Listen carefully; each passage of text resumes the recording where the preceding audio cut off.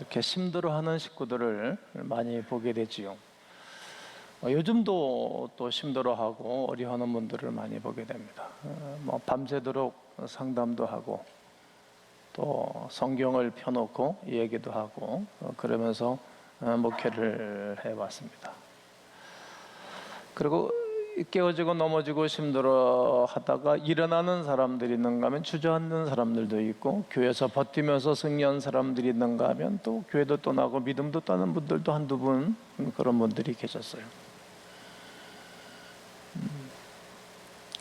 오늘 저는 쓰러지고 넘어지고 힘든 이 세상, 여러분 일어서는 시간 되기를 원합니다. 이 여호수아 10장은 남방에 있는 지역의 사람들을 징벌하는 말씀이 10장의 말씀이고, 오늘 읽은 11장에 대한 말씀은 북방에 있는 지역을 징벌하는, 또 나라를 확장해 나가는 이스라엘 백성들의 공동체를 말하고 있습니다. 가나안 남방은 아도니 세덱이 중심이었고, 북방은 핫솔린 야빈을 중심으로 연합군을 결성해가지고 이스라엘 백성들을 대적하는 것입니다. 그러니까 남방 사람들이 패배하는 것을 봤잖아요. 패배하는 것을 보고 안 되겠다. 그러니까 이 북방 사람들은 지혜가 있었던 거예요. 왜냐하면 그 모든 분봉왕, 모든 왕들이 결성을 해서 이제 이스라엘 백성들이 자기 땅을 빼앗지 못하도록 한 것입니다. 어떻게 보면 이 본문이 이성적이고 순리적으로 보면 기분 나쁜 것입니다. 왜냐하면 원주민들이 자기들이 터를 닦고 살고 있는데 옛날에 아브라함 시대 때를 얘기를 해가지고 갑자기 이스라엘 백성들이 강에서 40년 동안 있다가 와가지고 자기 땅이라 그러고 때리고 빼앗으니까 안 뺏기지 않겠어요? 여러분들이 가지고 있는 공장이나 회사나 여러분들이 이 땅 문서를 내 것이라고 뺏게 되면 뺏기겠습니까? 남성들이 여러분 아내를 누가 뺏어가겠다면 뺏기겠습니까? 자녀를 누가 뺏겠다고 하면 뺏기겠습니까? 그러니까 가나안 원주민들의 입장에서 보게 되어지면 연합군을 결성해서라도 이스라엘 백성들을 밀어내고 몰아내고 전쟁에 이겨야 하는 것은 당연한 것입니다.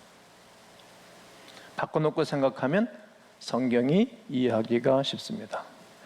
그렇지만 이 11장은 연합군들이 아무리 결성했을지라도 이제 이스라엘 백성들이 그들을 물리치고 그 땅을 정복하는 정복사입니다. 여러분들은 어떤 것 때문에 힘들고 어렵고 고통스러운 것이 있습니까? 오늘 그 모든 것들이 물리치고 물러가고 해결되기를 주의 이름으로 축원합니다. 축원합니다. 한번 따라해 주시겠어요? 모든 문제는 떠나갈지어다. 예수 이름으로 명한다. 모든 문제는 떠나갈지어다. 저는 신앙생활하면서 보고 듣고 배우고 경험하고 훈련하면서 신앙생활을 하였습니다. 잘하는 분들을 보고 답습해서 그것을 내 것 삼고, 잘못하는 분들은 반면 교사를 삼았습니다. 그래서 지금껏 버티고 승리할 수 있다라고 생각합니다. 그런데 주변 사람들이 쓰러지고 넘어지는 것을 보게 되었습니다. 하나님의 백성들도 푹푹 쓰러지는 것입니다. 왜 그럴까? 사망의 영, 저주의 영, 질병의 영, 교만의 영, 번민의 영이 우리를 계속 괴롭히니 그 가운데서 버텨낼 장사가 누가 있겠습니까? 넘어뜨리겠다고 악한 영이 와서 건드리니까 수없는 많은 사람들이 넘어지고 쓰러지는 것입니다. 안 좋은 친구가 와서 쑥닥쑥닥 대서 넘어지는 것처럼 말이지요. 사람은 눈으로 보이지만 악한 영은 보이지를 않잖아요. 그러나 실패하고 넘어지고 쓰러졌을지라도 일어서는 사람들이 있었는가 하면 그냥 망가지는 사람들이 있다는 말입니다. 다시 일어난다는 말입니다. 그렇다면 오늘 우리에게 필요한 것은 재기의 신앙, 7전 8기의 신앙이 여러분과 저에게 있기를 원합니다. 이렇게 재기하는 신앙이 되려면 어떻게 될 것인가? 그 다시 일어나는 첫 번째 사람에게는 인내의 사람입니다. 인내. 오늘 18절을 다시 한번 읽어보면 여호수아가 그 모든 왕들과 싸운 지가 어떻게 기간이라고요? 오랫동안이라. 여호수아가 그 연합군 왕들과 똘똘 뭉쳐가지고 그들과 싸웠는데 오랜 시절 여기서 전쟁을 한 거예요.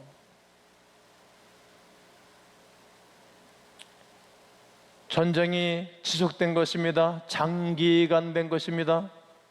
코로나19가 터지고 난 다음 장기간 동안 예배드리지 못하도록 하고, 지금도 또 뭐 경기도 지역에는 발령을 하고 그랬잖아요. 장기간 가고 있는 것 아닙니까? 장기전은 좋은 게 아닙니다. 축복은 계속 장기전으로 가되 어려움은 장기간이 아니라 끝마쳐야 됩니다. 계속 전쟁부터 계속 전쟁 중입니다. 그 땅을 완전히 지배하는데 상당히 오랜 시간이 걸렸던 것입니다. 우리가 여러분 예수 믿는 것은 순간적입니다. 어느 날 예수 안 믿다가 이런저런 일로 교회 가서 설교 듣고 예배 드리고 그러다가 어느 날 순간적으로 깨달아져서 예수 그리스도를 영접합니다. 그리고 그냥 그는 예수 그리스도를 나의 주, 나의 왕으로 모셔드리고 하나님의 거룩한 기업의 반열에 서게 됩니다. 이렇게 순간적인 것입니다. 그러나 그리스도의 장성한 분량으로 자라가고 내 인격이 변화되고 내 체질이 변화되는 데에 있어서는 오랜 시간이 걸리는 것입니다. 우리는 이것을 가리켜 장로교회는 9단계의 구원의 서적을 말하는데 이것을 갖다가 성화라고 말합니다. 성화는 장기전입니다. 이스라엘 백성들이 치른 전쟁은 주로 단기전으로 속전속결로 끝냈습니다. 그러나 정복한 땅을 완전히 지배하는 데에는 오랜 시간이 걸린 것입니다. 이미 가나안 땅에 들어가서 우리 땅에다 선포는 쉬웠습니다. 그러나 그 땅에다가 그들과 장기전을 치르면서 그 땅에서 뿌리를 내리고 살아야 되고 그들을 물리쳐야 하는 것입니다. 여기서 우리의 신앙의 삶을 깨달을 부분이 있습니다. 깨달을 부분이 어떤 것입니까? 승리를 통해 얻은 교훈이 나를 지배하게 되기까지는 나의 삶, 우리의 삶을 통과하면서 힘겨운 영적인 싸움을 싸워야 하는 것입니다. 계속적인 전쟁으로 이어져서 열매가 생기는 것입니다. 여러분, 우리가 특별 새벽 예배를 1월 달인가 했습니까? 2월 달에도 못 했죠? 2월 달에 했습니까? 그냥 특별 새벽 예배는 한 주간의 승리예요. 한 분의 승리인 거예요. 다 못한 사람들도 있지. 그 5일도 말해요. 그러나 하여튼 5일은 단기전에서 한 번의 승리입니다. 그러나 이 한 번의 새벽 기도가 체질화가 되어서 평생 새벽의 사람이 되겠다고 하는 것은 또 다른 문제입니다. 그렇게 체질화가 안 되는 거예요. 가나안 땅을 정복하는 것도 이와도 같습니다. 누가복음 8장 15절을 보면 좋은 땅이 있다는 것은 착하고 좋은 마음이다. 좋은 땅이 있다는 것은 착하고 좋은 마음으로 뭘 지킨다? 말씀을 지킨다. 말씀 지키는 사람이 착한 사람이고 마음이 좋은 사람이에요. 말씀을 지키는 사람, 그런 사람은 어떻게 결실한다? 인내로 결실하는 자니라. 농부는 어떻게 농사를 짓는 걸 알아요. 이 무더운 여름 날씨에도 비 올 때도 이 우비 뒤집어 쓰고 논에 가서 잡초 뽑고 일해요. 물 거 다 보고. 여러분과 제가 넘어졌을지라도 반드시 일어설 수 있습니다. 여러분과 제가 맛보는 열매는 인내함으로 이루어지는 은혜가 여러분 가운데 있기를 주의 이름으로 축복합니다. 축복합니다. 다시 일어설 수 있는 두 번째 사람은 회개의 사람입니다. 오늘 본문 19절을 보면 기브온 주민 히위 족속 외에는 이스라엘 족속과 화친한 성읍이 전혀 하나도 없고, 여기 기브온에 대해서 제가 언제가 차례 몇 시간에 설교를 했잖아요. 이 기브온 사람들을 말이죠, 가만히 보니까 이렇게 보니까 저 이스라엘 백성들에게 있어서는 하나님이 계신 것 같아. 놀라워요. 그러니까 야, 어떻게 하면 우리가 저 사람들과 화친해가지고 우리가 저 사람들 속에 들어가서 우리가 이 어려운 때에 복을 받고 살 것인가? 이제 오늘 영상물을 하나 이따가 한 금씩 내가 볼 건데, 그분도 하나님의 백성들 모여 있는 것 보고 예수 믿어야 되겠다라고 예수 믿은 거예요. 그러니까 지혜로운 거지, 인생 사는데 매사에 말이죠. 그래 이 사람들이 험한 옷을 입고 이 허름한 옷을 가서 화친해야 돼 그러는 거예요. 우리 당신 똑같은 족속들이라고. 그래가지고 그때 화친을 해가지고 한 민족 된 거예요. 그러니까 이 사람들은 이 아주 지혜로운 사람인 거라 이거예요. 이 지혜가 있어야 되는 거 아니겠어요? 절근에도 가면 말이에요, 절근에 가서도 뭐 새우젓을 얻어먹는 되는 거 아니겠어요? 그러니까 이 기브온 주민 외에는 이스라엘과 화친한 성읍이 하나도 없다. 그냥 미련한 거예요. 미련한 사람들. 그리고 이스라엘 자신이 싸워서 다 점령했어요. 그러니까 그 사람들만 살아남고 다 점령했다는 거예요. 근데 그 다음 절에 20절에 기가 막힌데, 그들의 마음이 완악하여, 완악하다, 회개하지 않는다는 거예요. 어려움을 당해도 회개하지 않아 고집을 핀다 이 말이에요. 완악하니까 이스라엘 백성들을 대적해. 여러분, 하나님을 대적하고 하나님의 교회를 대적하고 하나님의 백성들을 대적해서 잘된 사람들 하나도 없어요, 역사 속에. 저는 역사를 공부했거든요. 패권주의를 공부했거든요. 패권사를. 너무너무 재밌어요.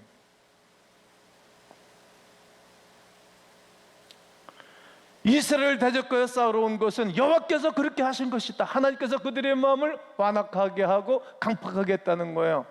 그들을 진멸해 바치게 하여 은혜를 입지 못하게 하시고, 하나님은 은혜를 입지 못하게 한 거예요. 그 백성들로 하여금. 여호와께서 모세에게 명령하신 대로 그들을 멸하기로 작정하신 대로 그렇게 하셨다는 거예요. 여러분, 성도의 축복의 문에 이르는 길은 다른 길이 없어요. 어려움을 당하고 힘든 일을 당할 때 회개하는 거예요. 그게 길이에요. 그게 답이에요. 기본 주민들을 제외한 모든 성읍 사람들이 마음이 강팍해진 이유가 있습니다. 하나님께서 그들을 이스라엘과 싸우게 하시고 난 다음 그들을 멸하게 하기 위한 하나님의 계획이었다는 거예요. 계속 싸우잖아요. 그럼 결국은 자기가 망가지는 거예요. 택한 백성, 그렇지 못한 백성들에게 특징이 있어요. 하나님께서 택한 백성은 고난을 당할 때, 어려움을 당할 때 회개하는 것입니다. 지금 우리가 힘들고 어려운 분들 계시잖아요. 나라적으로 국가적으로도 아주 힘든 시간을 보내잖아요. 회개하는 거예요. 애굽의 바로왕은 10가지 재앙을 받습니다. 그런데 그 마음이 강팍해서 회개하지 않습니다. 우리는 한두 가지 재앙만 당해도, 한두 가지 어려움만 당해도 전부요, 의지 없어 죽기로 옵니다. 잘못했습니다. 내가 뭘 잘못해서 그런 것입니까? 회개를 하지 않습니까? 용서를 구하지 않습니까? 그러나 바로왕은 10번째 재앙, 자기 아들 장자가 죽고 짐승들 모든 장자가 다 죽고 나서야 회개를 합니다. 그리고 이스라엘 백성을 내보냅니다. 그러는데 이놈의 사단이 계속 또 쏙싹거리니까 말입니다, 그들을 내보내고 600 특별한 군인들을 또 내보내가지고 쫓아가고 추격합니다. 그리고 홍해아파에 이르렀을 때에 이 이스라엘 백성들이 두려워하는 거, 그때 잡족들, 믿음이 없는 것들을 말입니다. 우리가 다시 애굽으로 돌아가자. 그런 못돼 먹은 것들이 있는 거예요. 옛날로 돌아가자. 장자가 죽고 나서야 자기 부하까지, 특별한 군인들까지 무리에 다 수장되게 버리잖아요. 로마서는 이렇게 기록합니다. 다만 네 고집과 회개하지 아니한 마음을 따라 진노의 날, 하나님의 의로우신 심판이 나타나는 그날에 임할 진노를 네가 쌓는구나. 고집과 회개하지 않는 것은 저주라는 것입니다. 하나님께서 각 사람이 그 행한 대로 봉하시되, 행한 대로 심어야 열매를 거둘 거니까, 악한 것을 심으면 악하게, 믿음으로 심으면 믿음으로, 선을 심으면 선을 거둘 거 아닙니까? 참고 선을 내가 영광과 존귀와 썩지 아니함을 구하는 자에게는 뭐로 하시고? 영원히 사는 영생으로 하시고. 할렐루야. 오직 단을 지어 진리를 따르지 아니하고 불의를 쫓아 살아가는 자에게는 하나님의 분노와 노로 대우하시겠다라고 말씀하시는 것입니다. 마귀가 역사할 때 나타나는 두드러운 특징이 뭔지 아십니까? 쓸데없는 고집을 부리는 거예요. 쓸데없는 고집을. 자신을 굽히지 않고 회개하지 않은 마음이 강팍한 마음이 올시다. 지나치게 고집을 피운다면 어찌 그것이 성령의 사람이라고 생각합니까? 지나친 고집정의를 할지라도 성령이 역사하시면 빨리 돌이키는 것입니다. 자기 고집이 사라지는 것입니다. 성령으로 버텨야지 고집으로 버티면 안 되는 것입니다. 따라해 보시겠어요? 성령으로 버텨야지. 아이, 왜 내가 시켰다를 안 하세요? 그래, 안 잊어먹어요. 다시요. 똑같이 감정도 실으세요. 성령으로 버텨야지. 고집으로 버티면 안 되지. 성령으로 버텨야 승리하는 것입니다. 성령 없는 사람이 고집으로 버티는 것입니다. 얼마나 불쌍해, 얼마나 힘들고. 성령께서 역사하시면 우리는 양보할 줄도 알고, 성령이 역사하시면 물러설 줄도 압니다. 그리고 죽을 줄도 알아요. 희생도 한다는 거야. 겸손해져요. 또 순종을 하게 됩니다. 예수 그리스도와 두 범죄자가 양옆에서 십자가 못 박혀 죽는 사건이 누가복음, 요한복음, 마태복음에 기록하고 있습니다. 근데 그중 한 사람은 죽어가면서도 말입니다. 네가 그리스도냐? 그러면 너와 우리를 구원해봐. 이렇게 끝까지 고집을 피우고 조롱하고 예수님을 믿지 않습니다. 그러나 한편에 있던 강도는 나를 구원해 주십시오. 그러니까 네가 나와 함께 나가냈을 것이라고 마지막에 구원의 만찬 속에 초청하지 않습니까? 혹시 우리가 그러지는 않습니까? 지금 내가 어렵고 힘든데도 말입니다, 쓸데없는 고집을 피우고 다른 사람 비난하고 다른 사람 죽이고 있지는 않습니까? 성도 여러분, 우리가 하나님께 구해야 할 은혜는 무엇입니까? 어려움을 겪을 때 하나 말 없이, 그리고 하나님 앞에 회개하고 자백하고 돌이키는 것입니다. 그때마다 내가 악함과 연약함과 무능함이 깨지는 것입니다. 어려울 때마다 하나님께 나가고, 어려울 때마다 회개하고 나아가야 됩니다. 어려울 때마다 십자가의 능력을 의지해야 됩니다. 회개의 주인공이 되셔서 하나님이 함께하는 위대한 역사가 오늘 이 시간에 일어나기를 주의 이름으로 권면합니다. 다시 일어나는 세 번째 사람은 늘 묵상하는 사람입니다. 여호수아 12장은 이스라엘을 정복하고 난 다음 가나안 족속들과 그 왕들에 대한 기록과 지역을 쫙 열거합니다. 왜 가나안 왕들을 기록했을까? 못돼 먹은 종자들을 기록하는 거예요. 못돼 먹은 종자들은 많이 기록을 안 해요. 여러분, 내가 좋은 얘기를 많이 합니까? 나쁜 얘기를 많이 합니까? 저는 강대에서 좋은 얘기를 많이 하지 나쁜 얘기를 많이 안 해요. 난 성령에 대한 얘기하고 예수님에 대한 얘기 많이 하지 귀신 얘기 말래 안 해요. 귀신 얘기 있는 거 분명히 알아요. 싸움도 해봤고 뭐라도 내보기도 해봤어요. 말로 안 해요. 교인들 좋은 사람들 얘기 많이 합니까? 내가 나쁜 사람들 얘기 많이 합니까? 목사님들 만나면 우리 교회 장로에 대해서 얘기할 때 우리 교회 장로를 칭찬하고 좋은 말을 하는 그 목사는 행복한 목사고, 우리 교회 장로들 못돼 먹은 종로들이 있다고 말하면 그 불행한 목사예요. 난 말 안 해. 좋은 얘기는 해요. 이렇게 왕들, 가나안 왕들에 대한 기록과 지역을 이 여호수아가 열거하는 것입니다. 이스라엘 사람들은 대사를 치르고 난 다음 항상 뭘 했죠? 기념비를 세워놨지. 기념비를 말이죠. 왜? 기념하게. 왜? 자녀들이 물으면 가르쳐주기 위해서. 여러분, 인생은 기념비를 많이 만들어 놓는 게 좋은 거예요. 제주도 가도 김동희 목사가 도왔던 교회가 누구누구 교회라며? 캄보디아 가도 강국교회가 파송한 교회 선교사가 오기 때문에, 중국에 가도 있기 때문에 이제 더 많은 선교사를 파송해야 되겠죠. 이게 다 기념비인 거예요, 여러분. 좋은 일을. 여러분, 선한 일을 많이 살 수 있으면 왜 남에게 어려움을 끼치고 문제를 일으켜요? 그러니까 자기가 주고, 자기가 다른 사람 좋게 해줘야 그게 나의 에너지가 나한테 올 거 아니에요? 그래서 이 왕들, 이 가나안 왕들, 연합군들의 왕들을 여호수아가 빼놓지 않고 싹 이기고 난 다음에 기록해 놓는 거예요. 이들이 이렇게 살다가 망했다. 무슨 말인지 알아듣겠니? 이들은 이렇게 믿음으로 살다가 은혜와 복을 누리고 살았다. 무슨 말인지 알겠니? 이렇게 말씀하시는 것입니다. 그리고 어떻게 이겼는지 자녀들이 묵상하도록, 오늘 본문이 묵상하도록 우리에게 주신 것 아닙니까? 아미에트의 폴 크루크먼 교수는 아시아의 경제 성장의 한계에 부딪혔다 논문을 딱 써서 올렸습니다. 그가 말하기를 아시아의 경제 성장은 생각 없는 성장이었다는 말입니다. 좀 철학이 없다는 거예요. 열심히 일하자는 구에서 나오는 영감 없는 구호, 영감 없는 성장이라고 지적을 해놨습니다. 영감 없는 성장이 무엇입니까? 생각 없이 살아왔다는 거예요. 이 부분을 내가 생각해 보았습니다. 혹시 여러분은 의미 없는 돈 벌라고 하지는 않습니까? 돈 벌어서 뭐 하려고 그러는 거죠?